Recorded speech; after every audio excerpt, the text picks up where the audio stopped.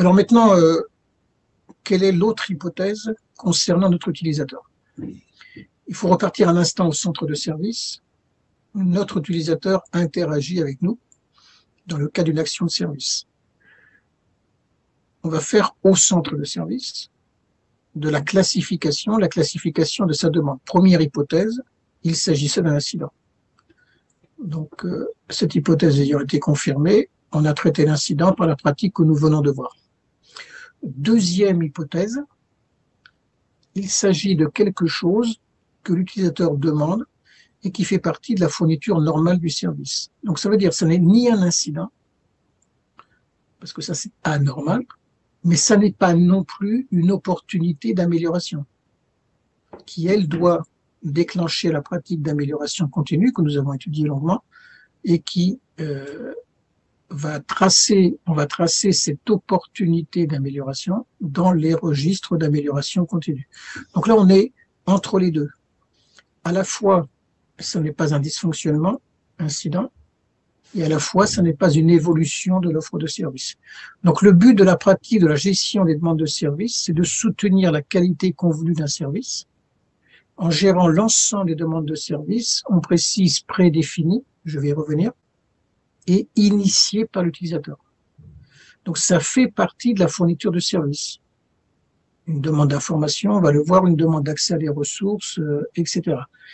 Et là, on insiste sur le initié par l'utilisateur, qu'on le retrouve dans la 5e des 7 définitions à retenir. Il va en rester 2 pour la gestion de problèmes. Une demande de service est une demande d'un utilisateur, bien sûr d'un de ses représentants. Ça déclenche une action de service, donc le cours les choses se rebouclent. Action de service, un des 3 composants d'une offre de service avec bien accès aux ressources et action de service. Donc voilà un type d'action de service qui est convenu et qui fait partie de la fourniture normale du service. Alors je reviens un instant sur le initié par l'utilisateur. C'est très typique de cette pratique parce que par exemple en gestion des incidents, l'utilisateur est un des déclencheurs de la pratique de gestion des incidents. Mais un informaticien, par exemple, peut déclencher un incident hors de son statut d'utilisateur. La pratique d'observation et de gestion des événements peut tout à fait déclencher un incident. Ça peut être ça la réponse appropriée que l'on a vue, déclencher un incident. Par contre là, on est sur une pratique, on va dire, qui est réservée dans cette version du référentiel à l'utilisateur. Ces pratiques, ces demandes de service doivent être prédéfinies. Pourquoi? Prenons l'hypothèse qu'on ait une pratique qui marche très très bien, qui apporte grande satisfaction. Et bien plus une pratique apporte satisfaction, plus elle est sollicitée. Et à ce moment-là, l'utilisateur va demander des choses. Et donc on va avoir, par exemple, les personnels du centre de service, et c'est eux qui les accueillent, puisqu'on a vu qu'ils capturaient les demandes de service, mais qui vont être totalement débordés. Donc pour ce faire, on va modéliser ces demandes de service, on va les cataloguer. Donc il faut qu'elles soient prédéfinies. Il faut qu'elle soit préautorisée. Il ne faut pas qu'on ait à passer par des échelles de décision. 3 grandes étapes, initialisation, approbation, prise en charge. L'approbation va permettre, par exemple, de s'assurer que la personne est légitime à faire cette demande, qu'on dispose des moyens, s'il faut des moyens, des stocks, etc.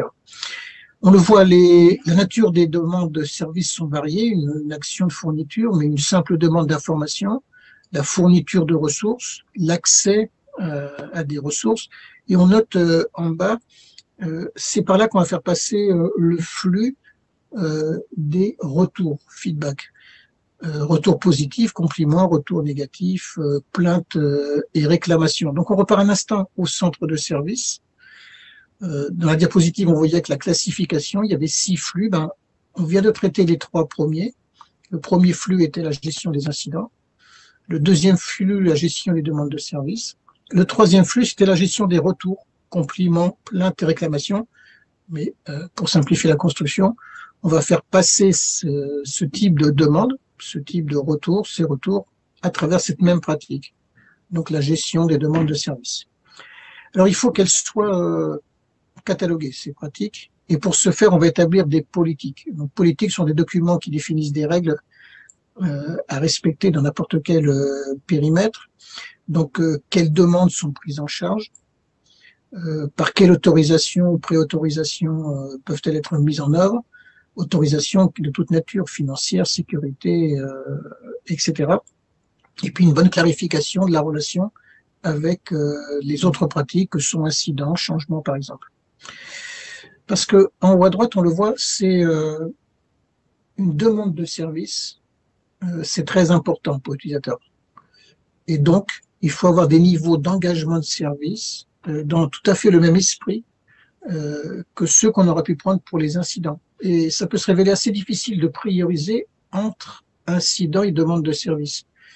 Par exemple, qu'est-ce qu'il est plus urgent de traiter entre résoudre un incident sur une fonctionnalité mineure dont l'utilisateur aura besoin à la fin du mois et sa demande de reporting qui va lui permettre de préparer un comité d'avancement qui aura lieu demain.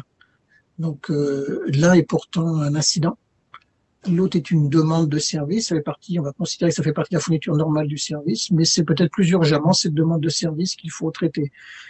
Donc ces demandes doivent être prises en charge avec la même efficacité que les incidents, donc une efficacité équilibrée, pondérée. Mais par ailleurs, c'est une pratique dont il faut absolument contrôler ce qu'on appelle l'efficience. L'efficience, c'est la consommation de moyens d'un périmètre. Et donc le deuxième point à droite, c'est les demandes de services et leur prise en charge doivent être standardisées et automatisées le plus possible. Ça, c'est ce qui va permettre de gagner en efficience. Donc de travailler avec des modèles, une question assez fréquente, de réutiliser les modèles autant que possible de demande de services pour pouvoir réutiliser tout l'acquis d'efficacité, d'efficience qu'on a eu pour une demande précédente. Donc on va peut-être créer un nouveau modèle, mais s'appuyant sur les modèles précédents. Ensuite, bien sûr, l'utilisateur est une partie prenante. On l'avait déjà vu étant partie prenante dans les incidents, pour soumettre l'incident, bien sûr, mais peut-être aussi participer à sa résolution, voire le prendre en charge en self-service. Il en est de même pour la gestion des demandes. Et puis, c'est une pratique qui, comme toutes les autres, mais celle-ci en particulier, doit s'améliorer en continu pour gagner en efficacité. Par exemple, si c'est une allocation de ressources que demande l'utilisateur, ben, lui remettre plus vite, et gagner en efficience, c'est-à-dire consommer le moins de ressources possible. On se rappelle du principe directeur, optimiser et automatiser. C'est une pratique qui doit vraiment s'inspirer de ce principe, et en particulier, automatiser, on se rappelle, c'est confier tout ce qu'il est possible de confier à technologie. Là où c'est possible, c'est le cas pour la gestion des demandes de service. Donc au final, le centre de service sera capturé des demandes de résolution d'incidents. On a vu comment les traiter. Et le centre de service sera capturé des demandes de service. Il y a de voir comment les traiter.